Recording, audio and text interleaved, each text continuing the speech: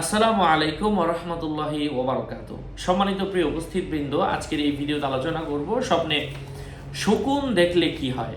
আল্লামা ইমাম ইবনে সিরিন সহ অন্যান্য স্বপ্নের বিষয়ে অভিজ্ঞ আলেমদের থেকে আজকে আমি আপনাদের সাথে এই ব্যাখ্যাগুলো শেয়ার করব। মুফতি জুবায়ের বিন ইমাম। আলোচনা বুঝতে সাথেই থাকবেন। যারা এখনো চ্যানেলটি সাবস্ক্রাইব করেননি, সাবস্ক্রাইব করতে ভুলবেন না। ভেরিফাই চ্যানেলের ডিসক্রিপশন বক্সে ক্লিক করলে আমার পেজ এবং আইডি আসবে। এটা ছাড়া আলাদা অন্য কোনো পেজ নেই, আইডি নেই, ইমো নেই, হোয়াটসঅ্যাপ নেই, টিকটক নেই। নাম ছবি দেখে বিভ্রান্ত হওয়া যাবে না। প্রত্যেক ভিডিওতে আলাদা আমি সাবধান করি, সতর্ক করি।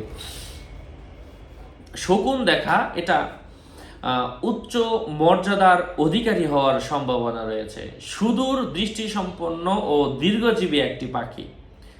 ঈগল পাখিকে অবাধ্য অবস্থায় দেখা দেশের বাদশাহ স্বপ্নদ্রষ্টার উপর জবরদস্তি করবে এবং তাকে জালেম উকিল হিসাবে নিযুক্ত করবে। যেমন হজরতে সৈয়দিনা সুলাইমান আলাইহিস সালাতু সালাম শকুনকে অন্যান্য পাখির জন্য ওয়াকিল মানে উকিল নিযুক্ত করেছিলেন। ওই পাখিকে সমস্ত পাখি ভয় পেত এবং শকুন পাখি মানে শকুনের মালিক হতে দেখা, তাকে বশ করা, সে নিজে রাজত্বের অধিকারী হওয়ার সম্ভাবনা রয়েছে। স্বপ্নে কোনো মানুষ যদি দেখতে পায় শকুন পাখি উড়াল দিয়ে কোথাও চলে গিয়েছে, সোজা অবস্থায় আকাশে উঠেছে, এর অর্থ হচ্ছে যে দেখেছে তার মৃত্যু দ্রুত সময়ের মধ্যে হবে। আকাশে উড়াল দেওয়ার পর এবং আকাশে প্রবেশ করার পর দুনিয়ায় ফিরে আসতে দেখলে সে মৃত্যুবরণ করার উপক্রম হয়েও তার থেকে নিস্তার লাভ করবে।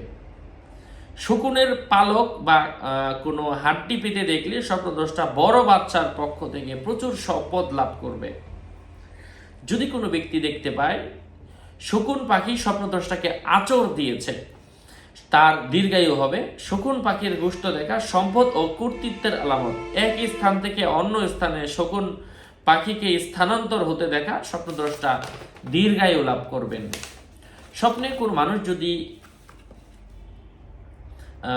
হিংস্র পাখি স্বপ্নে দেখার ব্যাখ্যা হলো ক্ষমতা ও সম্মান। যেমন বাজ পাখি, শাহিন পাখি, শকুন, ঈগল ও ছোট বাজ। সুতরাং পাখি সমূহ থেকে যেই পাখি তাকে বহন করলো এবং তাকে নিয়ে আড়াআড়িভাবে উড়াল দিল এবং আকাশে বা তার কাছে পৌঁছলো, তাহলে স্বপ্নদ্রষ্টা তার রাজত্বের মধ্যে দূরবর্তী স্থানে সফর করবে, যতটুকু ওই পাখি তাকে সফর করে দূরে নিয়ে গিয়েছে।